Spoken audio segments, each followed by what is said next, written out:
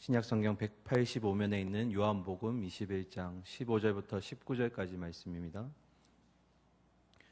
교독하시고 마지막 절은 함께 읽겠습니다. 15절입니다. 그들이 조밥 먹은 후에 예수께서 시몬 베드로에게 이르시되 요한의 아들 시몬아 내가 이 사람들보다 나를 더 사랑하느냐 하시니 이르되 주님 그러하나이다. 내가 주님을 사랑하는 줄 주님께서 아시나이다. 이르시되 내 어린 양을 먹이라 하시고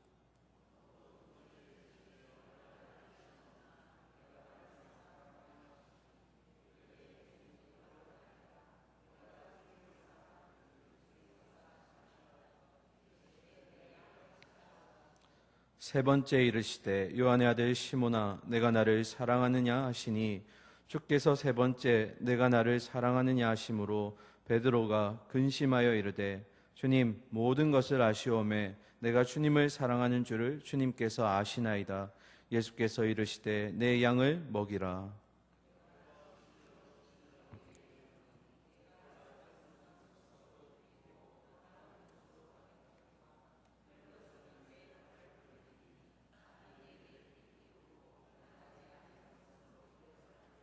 19절 함께 읽겠습니다.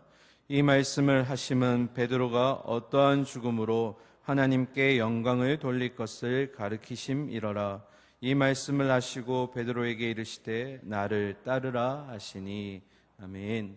할렐루야. 복된 주일 아침입니다. 오늘 이 시간부터 또 하나님과의 풍성한 교제가 우리의 한 주에 살아갈 또 힘이 되기를 소망합니다. 오늘 하나님 예배 가운데 만나시고 또 우리 특별 새벽 예배 다음 주까지 진행되는데 영육의 힘을 얻으셔서 끝까지 함께 달려가기를 소망합니다. 오늘 말씀을 시작할 때 우리 요한복음 읽지 않았던 20장 31절을 먼저 읽고 우리 말씀을 나누도록 하겠습니다. 요한복음 20장 31절입니다.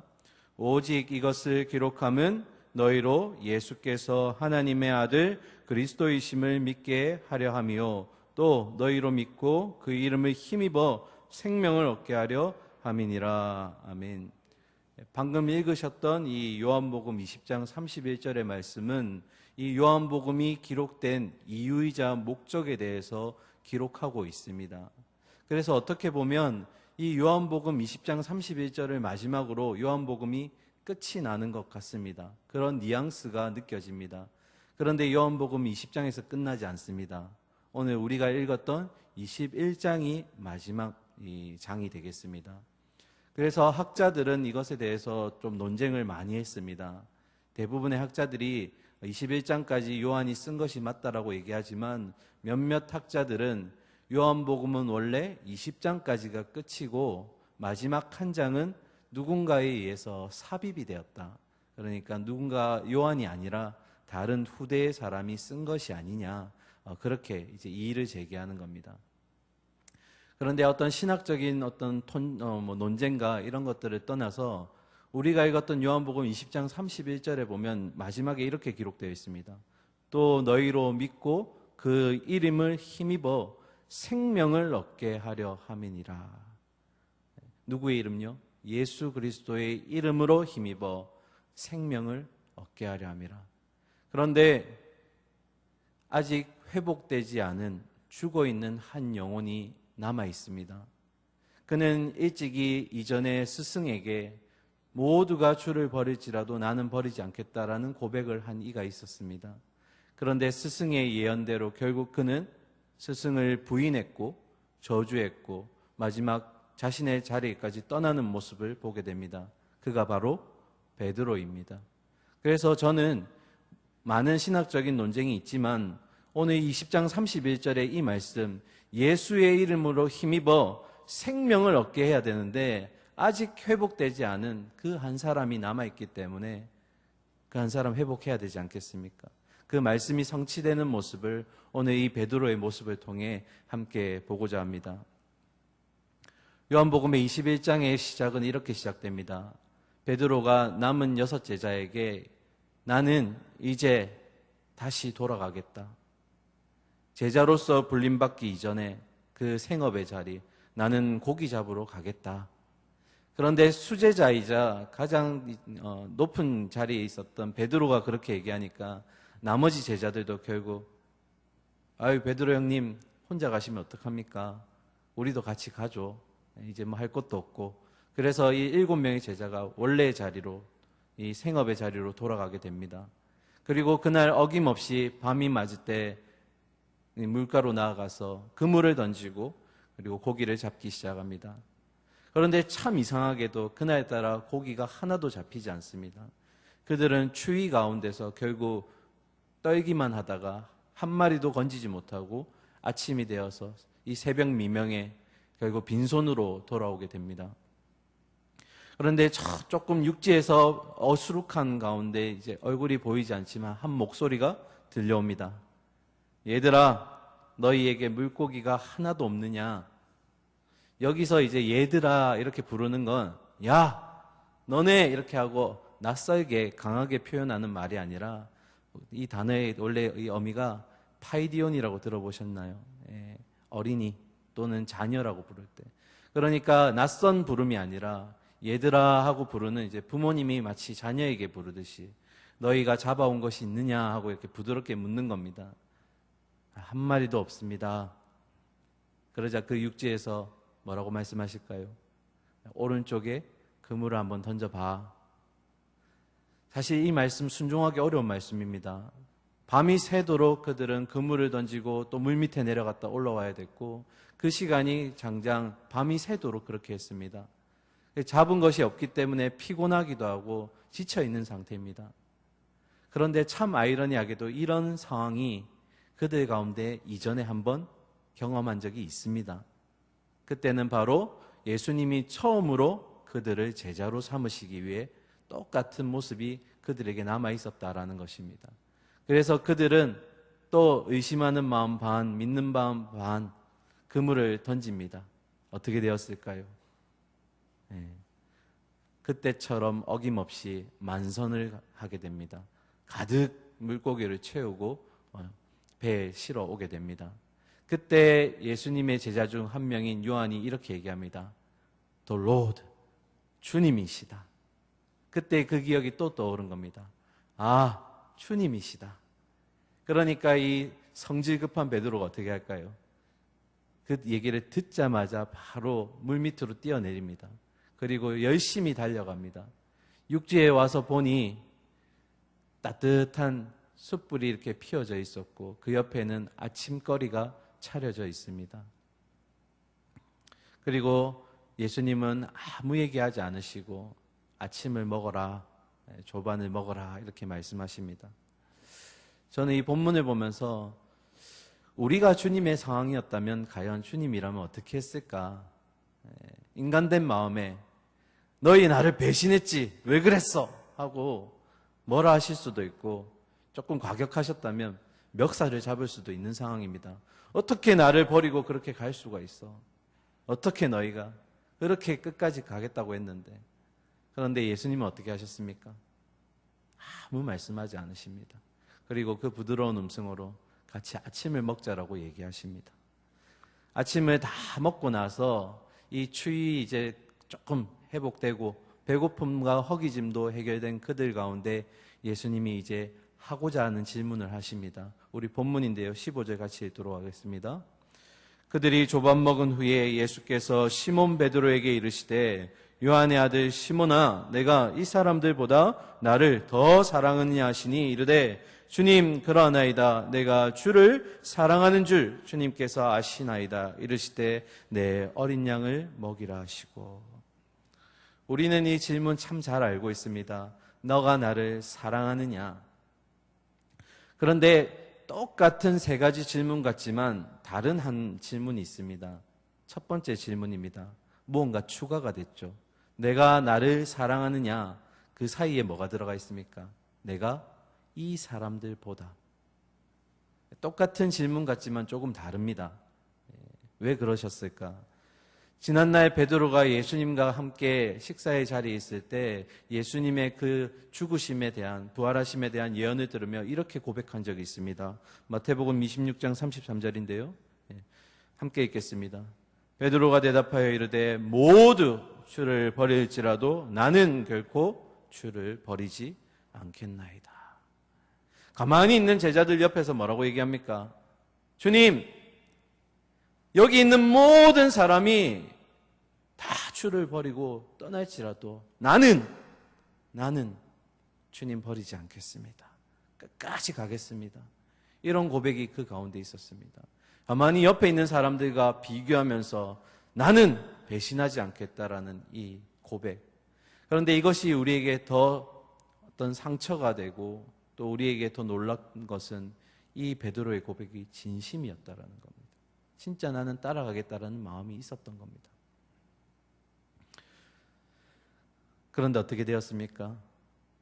결국 그분의 예언대로 그는 예수님의 곁을 떠나게 되었고 부인하게 되었고 자리를 지키지 못하게 됩니다. 이제 예수님이 그에게 찾아오셔서 묻습니다. 베드로야, 시몬아, 그때 네가 그렇게 고백했잖아. 모두가 주를 버리고 떠날지라도 너는 떠나지 않겠다고. 모두가 주를 버리고 떠나겠지만 너는 나를 사랑한다고 얘기했잖아. 지금도 그렇게 고백할 수 있어? 네가 그 옆에 있는 사람들보다 나를 지금도 더 사랑할 수 있다고 그렇게 얘기할 수 있는 거야. 지난날에 그 베드로의 그 고백을 떠올리게 하시는 예수님의 질문입니다. 예, 주님, 참 부족하지만 주님 사랑합니다. 주님이 아시지 않습니까? 한 번 더 주님이 물으십니다. 시몬아, 네가 정말 나를 사랑하느냐? 예, 주님. 그런데 또 한 번 물으십니다. 시몬아, 네가 정말 나를 사랑하느냐? 그때 베드로가 뭘 합니까? 바로 대답하지 못하고 근심하게 됩니다. 우리 성도님들께 질문 한번 드릴까요? 예수님이 왜 이렇게 집요하실까요? 왜 이렇게 집요하시게 베드로에게 3번이나 물으실까요? 사실은 우리가 이 시간에 다 다룰 수는 없지만 예수님은 그 베드로에게 집요함을 여러 가지 장치를 통해서 알게 하셨습니다. 첫 번째, 숯불이 그의 어떤 장치가 됩니다. 그리고 또 한 가지, 떡과 물고기, 그때 베드로가 했던 그 고백, 그리고 또 지난날의 베드로 고백을 떠올리게 하셨던 예수님, 그리고 3번의 부인을 기억하게 하셨던 3번의 질문. 왜 이렇게 예수님은 집요하게 베드로에게 이렇게 질문을 통해서 떠올리게 하셨을까? 우리는 이 질문을 통해서 참 신앙이 무엇이고 참 회복이 무엇인지 깨닫게 됩니다. 예수님은 베드로를 회복시키실 때 그냥 그 부인했던 것과 배반했던 것을 없었던 것처럼 덮어버리시지 않으셨습니다. 어떻게 하셨나요? 네가 어디서부터 잘못되었고 네가 어디서부터 삐뚤어졌는지 어디서부터 잘못되었는지를 다시 생각해 보라는 겁니다. 우리가 회복을 얘기할 때 주님 회복을 원합니다라고 얘기하면 예수님이 이렇게 얘기하십니다. 없었던 것처럼 그냥 덮어줄게. 그냥 회복해. 이렇게 말씀하시지 않으시고 네가 어디서부터 잘못되었는지 네가 어디서부터 예수님과 멀어졌는지 한번 생각해봐. 거기서부터가 회복되어야 될 그 자리야. 오늘 베드로에게 동일하게 질문하시는 겁니다. 베드로야, 네가 도대체 어디서부터 잘못 가고 있었는지 다시 한번 떠올려봐. 거기서부터가 네가 회복되어야 될 시작점이야. 하나님은 회복을 주실 때 절대로 공짜로 치유해 주시지 않습니다. 내가 어디서부터 잘못되었는지, 어디서부터 뒤틀려져 있었는지 그것을 우리가 확인할 수 있도록 말씀해 주고 계십니다. 이것이 확인되어야지 우리의 심령이 회복되는 것입니다. 그러면서 예수님이 이렇게 고백하십니다. 18절입니다. 내가 진실로 내게 이르노니 내가 젊어서는 스스로 띠띠고 원하는 곳으로 다녔거니와 늙어서는 내 팔을 벌리리니 남이 내게 띠띠우고 원하지 아니하는 곳으로 데려가리라. 이 말씀은 예수님이 베드로의 과거의 모습과 앞으로의 미래의 모습을 다 담고 있는 내용입니다. 과거의 베드로는 어땠습니까? 내가 젊어서는 스스로 띠띠고 원하는 곳으로 다녔다. 이 말은 결국 이전의 베드로가 그 배반하기 이전의 베드로의 모습은 베드로가 원하는 대로 베드로가 하고 싶은 대로 행동하면서 그의 잘못된 헌신과 잘못된 열정으로 주님을 섬기고 있었다라는 것입니다. 신앙이란 잘못된 헌신이나 잘못된 열정을 과시하면서 주님, 내 열정이 이 정도입니다. 내 헌신이 주님을 향한 이 헌신이 이 정도입니다 하고 고백하는 것이 신앙이 아닙니다. 오히려 주님, 내 속에는 아무런 여지가 없습니다. 단 1%도 가능성이 없습니다. 결국 내 안에 주님이 일하셔야 됩니다. 이것이 우리의 신앙이고 고백이 되어야 됩니다. 다시 말해서 우리에게 있어서 신앙이란 내가 주님을 얼마나 사랑하는가가 아니라 주님이 나를 얼마나 사랑하시는지 깨닫고 그것에 대한 고백이 이루어질 때 우리는 그것이 신앙이라고 고백하는 겁니다. 너무나 중요하니까 다시 얘기하겠습니다. 신앙이라는 것은 나의 그런 헌신과 나의 열정이 주님께 이만큼입니다 하고 고백하는 것이 신앙이 아니라 그 십자가에서 죽어야만 했던 내 영혼을 살리시기 위해서 그 십자가를 지셔야만 했던 그 주님의 날 향한 사랑하심이 이 정도이구나. 무한하시고 기쁘시고 넓으신 그 사랑이 이 정도구나 하고 깨닫는 것이 신앙이라는 것입니다. 오늘 그 주님은 집요하실 정도로 베드로를 붙들면서 아픈 기억들을 떠올리게 하셨습니다. 그리고 베드로를 깨닫게 하신 게 뭡니까? 너의 그 잘못된 열정, 너의 그 잘못된 헌신, 결국 그것이 나를 부인하게 만들었고 나를 떠나가게 만들었다. 하지만 그럼에도 나는 너를 사랑한다. 베드로가 깨달은 사랑이 바로 이겁니다. 아, 주님이 나를 정말 사랑하시는구나. 나를 회복시키시기 위해서 그의 이름으로 생명을 얻게 하기 위해서 또 이 자리까지 오셨구나. 베드로의 근심 끝에 고백이 뭡니까? 주님, 내가 주님 사랑하는 줄 주님이 아십니다. 이 고백 속에는 주님이 날 향한 그 사랑이 얼마나 넓고 얼마나 깊고 무한하신지 내가 이제 알겠습니다. 이것이 주님을 향한 신앙이군요 하는 고백이 담겨져 있다는 것입니다. 그래서 요한일서 4장 9절과 10절에 우리가 어떻게 신앙을 해야 되는지 한번 고백하고 있는데요. 같이 읽도록 하겠습니다. 하나님의 사랑이 우리에게 이렇게 나타난 바 되었으니 하나님이 자기의 독생자를 세상에 보내심은 그로 말미암아 우리를 살리려 하심이라. 사랑은 여기 있으니 우리가 하나님을 사랑한 것이 아니요 하나님이 우리를 사랑하사 우리 죄를 속하기 위하여 화목제물로 그 아들을 보내셨음이라. 아멘. 우리가 사랑한 것이 아니라 누가요? 하나님이 우리를 사랑하시는 것이 바로 참 신앙이라는 것입니다. 오늘 이 특별 새벽 예배 가운데 우리가 어떻게 회복돼야 될까? 어떤 신앙을 가지고 우리가 살아가야 할까? 저는 오늘 이 고민 가운데 두 가지를 여러분과 함께 나누었습니다. 첫 번째, 회복을 원합니다, 주님. 이 고백 가운데는 우리의 잘못된 그 시작점이 어딘지, 뒤틀려져 있었던 그 시작점이 어딘지를 명확하게 기억해내야 된다는 겁니다. 거기서부터가 주님이 치유가 있어야 된다는 겁니다. 그래야지 완전히 깨끗하게 회복되는 줄 믿습니다. 비록 아프지만, 비록 고통스럽지만 그 과정을 되새긴다는 것이 얼마나 힘든 일입니까? 그러나 주님, 중간에서 아니면 조금 회복되는 것이 아니라 정말 내 심령이 완전히 주님을 신뢰할 수 있도록 거기서부터 회복되기를 소망합니다. 우리의 교회가 어디서부터 잘못되었는지, 우리의 교회가 어디서부터 주님과 뒤틀려져 있었는지를 다시 한번 우리가 면밀히 살피면서 주님, 우리의 회복될 그 시작점은 바로 거기부터입니다. 거기서부터 우리의 참 회복이 일어나는 줄 믿습니다. 아프지만 우리가 함께 다시 한번 되새기면서 기도하지 않았다면 기도하면서 시작하겠습니다. 주님을 온전히 신뢰하지 못하고 사람의 방법을 썼다면 주님, 다시 하나님의 지혜를 구하겠습니다.